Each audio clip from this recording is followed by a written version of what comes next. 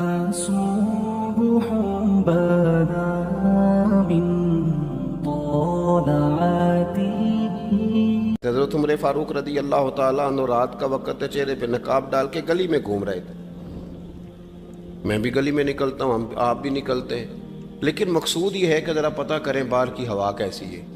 مقصود یہ ہے کہ پتہ کریں کہ آج برگر کس دکان کا اچھا ہے، معلومات کریں کہ محلے کی سیاست کس رخ جا رہی ہے. وہ بھی نکلتے تھے، لیکن مقصود یہ نہیں تھا. مقصد سمجھ گئے تھے نا، وہ اس لیے نکلتے تھے کہ پتہ کروں کوئی دکھی تو نہیں، کوئی تکلیف میں تو نہیں، کوئی آزمائش میں تو نہیں. دیکھیں نا، کام وہی ہے، میں بھی کرتا ہوں، آپ بھی کرتے ہیں، ساری دنیا کرتی، لیکن وہ ایکم احسن عملا، کردار کس کا ستھرا ہے، ذہن کس کا اونچا ہے، ذوق کس کا بڑا ہے. زندگی وہ بھی بتا گئے، ہم بھی گزار رہے ہیں، لیکن وہی کمزور باتیں اور وہی روایتی گفتگو اور وہی لب و لہجہ اور وہی دنیا داری کے مخصوص سی ہماری گفتگو، فلاں کیا کر رہا ہے، کہاں پہنچ گیا. اگر پیسے کسی نے نہیں کمائے تو کہاں نکھٹو ہے تب نہیں کمائے، اور اگر زیادہ کما لیا تو کہنے لگے ایک نمبر طریقے سے تو نہیں کمائے جا سکتے، یہ کوئی غلط رستہ بڑی گفتگو ہے. بس نشستن گفتن برخاستن. تو اعلیٰ کام، اعلیٰ کردار ان لوگوں. حضرت عمر گزر رہے تھے تو غلام ساتھ تھا. ایک شخص کو دیکھا کہ مدینے کے باہر خیمہ لگایا ہوا ہے. بھئی خیریت ہے، یہاں خیمہ کو لگایا؟ کہنے لگا امیر المومنین سے ملنے آیا ہوں. رات ہو گئی تھی تو سوچا یہیں قیام کر لیتا ہوں، صبح ان سے ملوں گا. تو فرمایا اندر کسی کے درد سے کراہنے کی آواز آتی ہے. کہنے لگا میری بیوی ہے اور بچے کی ولادت کا وقت آ گیا، تکلیف میں. حضرت عمر دوڑے گھر گئے، اپنی اہلیہ سے کہنے لگے نیکی کمانے کا ارادہ ہے؟ اس نے کہا ہے. مقصد سمجھ گئے تھے نا وہ لوگ. بالکل ہے. فرمایا جو ضرورت کی چیزیں ولادت کے وقت ہوتی ہیں لے لیں. کچھ گھی لے لیا، کچھ چنے لے لیے، کچھ ضرورت کی چیزیں لے لی، خاتون کو ساتھ لیا. یہ خاتون اول کی بات کر رہا ہوں، میں خاتون اول کی بات کر رہا ہوں. حضرت فاروق اعظم رضی اللہ تعالیٰ عنہ امیر المومنین ہیں. حضرت عمر نے اپنی اہلیہ کو ساتھ لیا، جہاں وہ شخص تھا وہاں آئے. اہلیہ نے حضرت عمر کے ذمہ کام لگایا، آگ جلا لیں، یہ تیل لے لیں، فلاں فلاں چیز گھی میں ڈال لیں، بنانی شروع کر دیں. فاروق اعظم نے ہاتھ کے اندر پکڑا ہوا برتن، چمچہ، ڈوئی بھی آخ لی دے، پنجابی ہے نا ہم، تو وہ کام کر رہے ہیں، چلا رہے ہیں، آگ جلا رہے ہیں. خاتون اندر ڈیوٹی کر رہی. تو وہ شخص جو تھا نا جس کی بیوی تھی، وہ کہتا ہے میں 2-3 دفعہ کا غلام ادھر آ، فلانی چیز بتا. میرے ذہن میں یہ تھا کہ امیر المومنین نے کو بندہ کھڑا کیا آنے جانے والے مسافروں کا خیال کرے. میرے ذہن 2-4 دفعہ میں نے اپنے لفظوں میں بات بھی کہہ دی، لیکن جب اندر میرے بچے کی ولادت ہوئی تو اندر سے میری بیوی بولی اور حضرت عمر کی اہلیہ بولی اور بول کے کہنے لگی امیر المومنین مبارک ہو، آپ کے دوست کو رب نے بیٹا دیا ہے.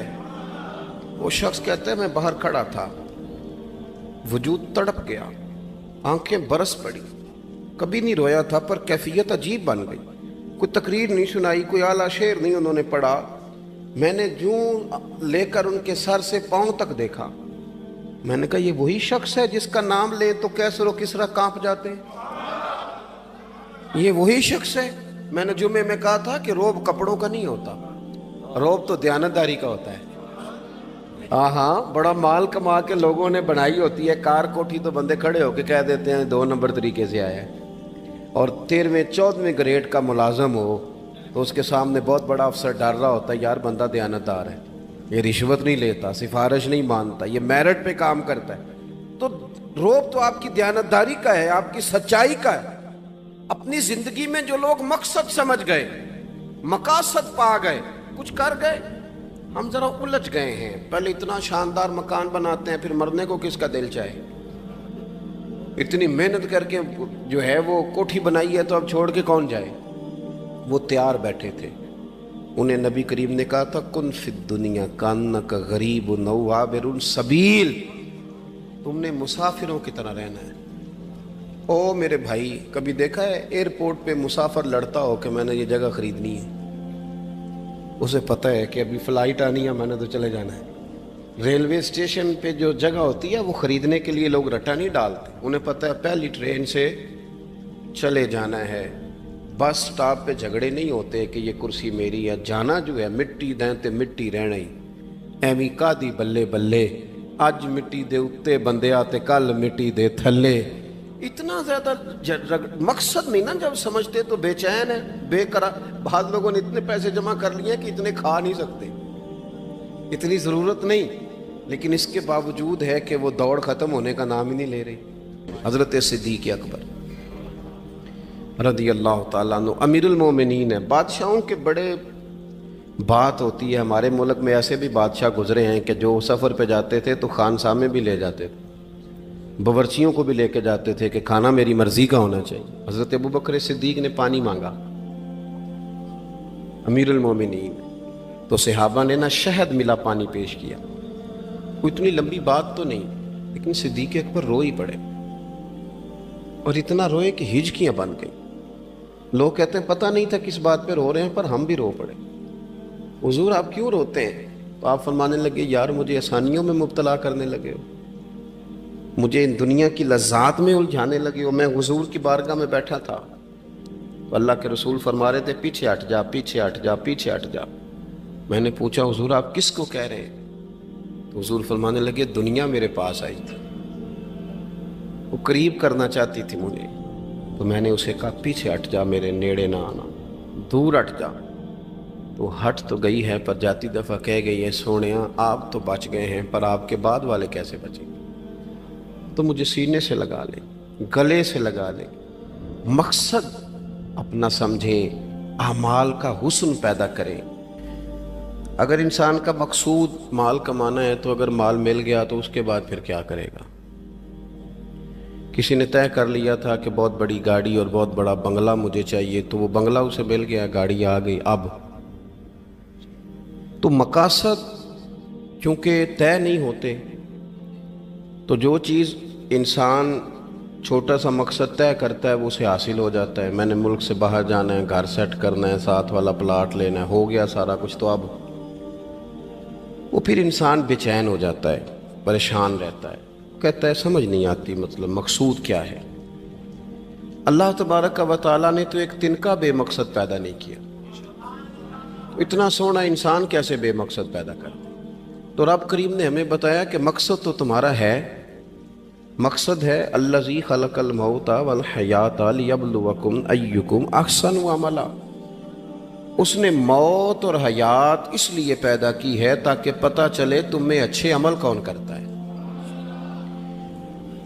तुम किस कदर ज़्यादा अपने रब की इबादत करते हो, किस कदर ज़्यादा हुस्ने अखलाक का मुज़ाहरा करते हो, किस कदर ज़्यादा लोगों की खिदमत करते हो, किस कदर ज़्यादा तुम दीन की तबलीग में, इशाअत में, अबलाग में, तरवीज में किरदार अदा करते हो। बामकसद तुम्हें बनाया, बामकसद अच्छा तरीन अमल तुम में से कौन करता है। इसलिए मौत और हयात पैदा की थी कि तुमने सुथरे से सुथरे अमाल, बेहतर से बेहतर किरदार, आला से आला तुम्हारा अंदाज़े ज़िंदगी। देखें, हमने लोगों के साथ मिल के रहना होता है, बहुत सारी चीज़ें ऐसी होती हैं कि जो तकलीफ़ का सामान बनती हैं।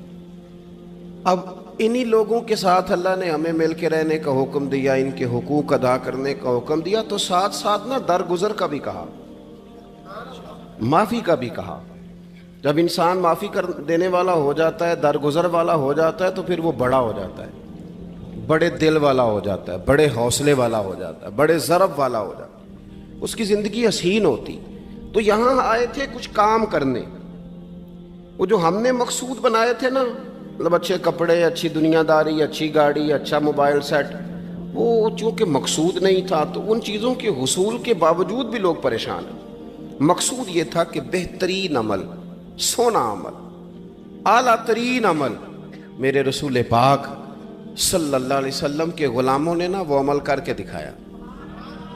आला तरीन मिजाज रखते थे और आला तरीन खिदमत, यानी लोग उनका किरदार देख के ना, किरदार और अमल देख के, हम तो लंबी तकरीरें करते हैं, बातें करते हैं, बड़ा कुछ बताना पड़ता है, लेकिन वो बस थोड़ा सा ना लोग उनके पास उठते बैठते थे, आते जाते थे। इतनी दौड़ है कि आगे बढ़ के और लेना है, और लेना है, आलमी मजीद का रट्टा, वो समझ गए हम ना अड़े हुए हैं। بہت سارے لوگ ایسے ہیں جنہیں صحیح بات کا پتہ چل گیا ہے، وہ فیصلہ